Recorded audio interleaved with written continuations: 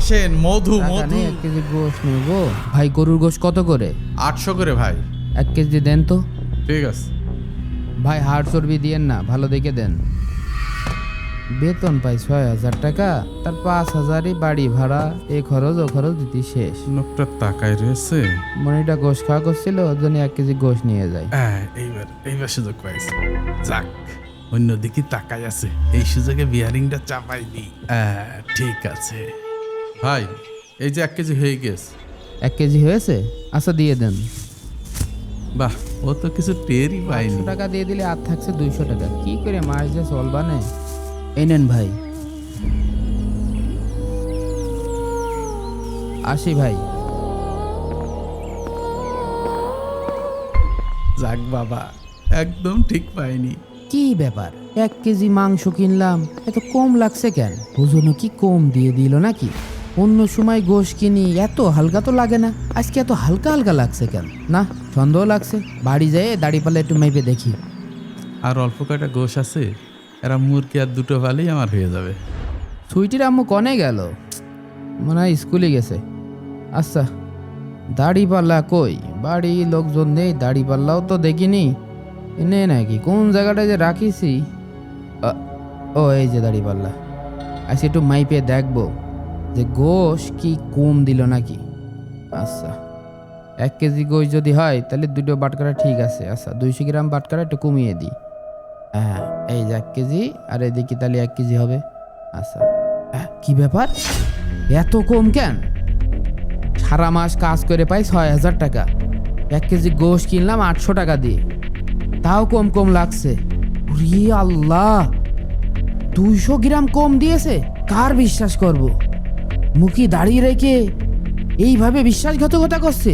200 গ্রাম গোশ কম দিয়েছে না, এখনই যাই ধরতে হবে। না, আর তো কাস্টমার এলো না, শেষ পর্যন্ত গোশটুকু কি বিক্রি করতে পারবা না? ভাই, এইমাত্র আপনার কাছ থেকে 1 কেজি গোশ নিয়ে গেলাম, বাড়ি যেয়ে দেখি 800 গ্রাম, 200 গ্রাম গোশ কম। কি করছেন? আমি তো আপনার সামনেই 1 কেজি গোশ মেপে দিলাম, আর আপনি এখন এসে করছেন 200 গ্রাম কম। ভাই, আমি বাড়ি যেয়ে দাড়িপাল্লায় মেপে দেখি যে 200 গ্রাম গোশ কম। আপনার এই মিটারে মনে হয় সমস্যা আছে, আরেকবার মেপে দেখেন তো। থামেন, আর একবার মাপবো মানে? তুই কি আমার 2 নম্বর লোক মনে করিস? আমি তো তোর সামনেই গোশ মেপে দিলাম, আমি এখন আর মাপতে পারবো না নে। আপনি এই গোশ ফিরিয়ে নেন, আমার টাকা ফেরত দেন। এই কাটা গোশ ফেরত নেবো মানে? কাটা গোশ কেউ ফেরত নেয়? কাটা গোশ ফেরত হবে না, নেন যা। তালি ভাই, আমার 1 কেজি গোশ বুঝিয়ে দেন, না আমার টাকা ফেরত দেন। তোর এই গোশ আমি মেপেও দেবো না, ফেরতও নেবো না। তোর সামনে আমি 1 কেজি গোশ বুঝ করে দিলাম না, এখন ফট, ঝামেলা করিস না, যা। আপনার টাকাও দেওয়া লাগবে না, 1 কেজি গোশ বুঝ করেও দেওয়া লাগবে না। এই যে থাকলো আপনার গোশ, নেব না। এই কোন যাচ্ছিস? এই এই দাঁড়া দাঁড়া, গোশ নিবি না মানে? গোশ কিনেছিস, গোশ নিবি না কেন? আমি টাকা দিয়ে ওই 200 গ্রাম গোশ কম নেবে না। এই ধর, হাজলামে পাইছিস, কোনো ঝামেলা করবি না, সোজা বাড়ি চলে যাবি। ফাজিল কোথাকার। 3 মাস পর শখ করে একটু গরুর গোশ কিনলাম, তাও ফাঁকি দিয়ে দিল। আল্লাহ, আজ গরিব অসহায় বলে আমাদের উপর জুলুম খাটাচ্ছে। আল্লাহ, এই দুনিয়াতে যারা গরিবদের উপর জুলুম করে তাকে তুমি বিচার করো আল্লাহ। 8, 9, 10, 11, 12, 13, 14, 15, 16, 17।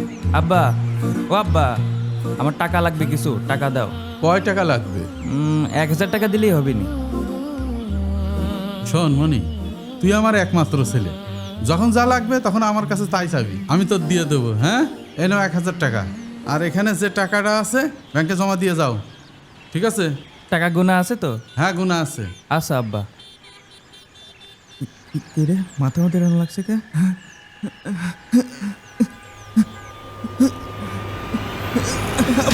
হ্যাঁ, মনি, এ কি হলো? আল্লাহ, বাবা জান, কি হয়েছে তোর? হ্যাঁ, আব্বা, আমার মাথার মধ্যে খুব ঘুরতেছে। তুই আমার একমাত্র ছেলে, ও আল্লাহ, আমার ছেলেকে তুমি ভালো করে দাও, তোর কিচ্ছু হবে না মনি। আব্বা, আমার মাথার মধ্যে খুব যন্ত্রণা করতেছে আব্বা। ও আল্লাহ, আল্লাহ, আমার মাথার মধ্যে কি হলো আল্লাহ? আল্লাহ, তুমি আমার রক্ষা করো আল্লাহ। আব্বা, আমি মনে হয় আর বাঁচবো না, আব্বা, তুমি আমার বাঁচাও আব্বা। আমার মনে কিচ্ছু হবে না, এই ধর মনি, একটু হাসপাতালে নিয়ে।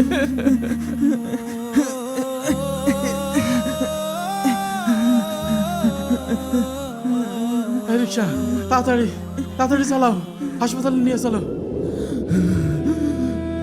আব্বা, আব্বা আমার বাঁচাও। তোর কিচ্ছু হবে না মানে, ডাক্তার আসছে। ডাক্তার সাহেব, দেখুন, যতগুলো টেস্ট দিয়েছিলাম সব রিপোর্টই স্বাভাবিক, খারাপ কিছু ধরা পড়েনি। ডাক্তার সব যদি স্বাভাবিকই থাকবে তা আমার মনে আরাম করছে কেন ডাক্তার? দেখেন, আমাদের আর কিছুই করার নেই, আমাদের জায়গা থেকে আমরা সর্বোচ্চ চেষ্টা করেছি। যে রিপোর্টগুলো দিয়েছিলাম কিছুই ধরা পড়েনি এতে। তাহলে এখন উপায়? একটাই উপায় আছে, নামাজ পড়েন, আল্লাহর কাছে দোয়া করেন, আল্লাহই শেষ ভরসা। আর ওকে আপনি বাসায় নিয়ে যান।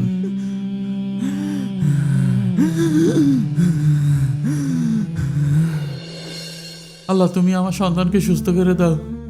আল্লাহ, ও আমার একমাত্র সন্তান, ওর কিছু হয়ে গেলে আমি বাঁচবো না।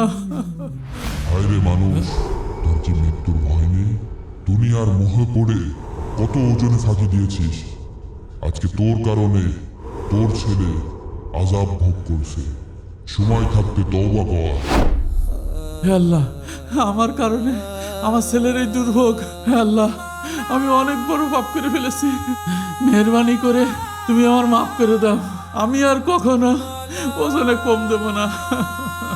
আল্লাহ, তুমি আমার মাফ করে দাও। দিয়ে কি যে হলো? কি ব্যাপার আব্বা, তোমার এরকম অসুস্থ অসুস্থ লাগছে কেন? কি হয়েছে তোমার? ভাবজান, তুই সুস্থ হয়ে গেছিস? কি এসব কি বলছো আব্বা? আমি আবার অসুস্থ হলাম কবে? আমি তো মাত্র ঘুম থেকে উঠে আসলাম। আল্লাহ, তোমার দরবারে লাখো কোটি শুকরিয়া, তুমি আমার সন্তানকে সুস্থ করে দিয়েছো। আমি তো সুস্থই আছি। হাই হাই, আমার বুকে আয়।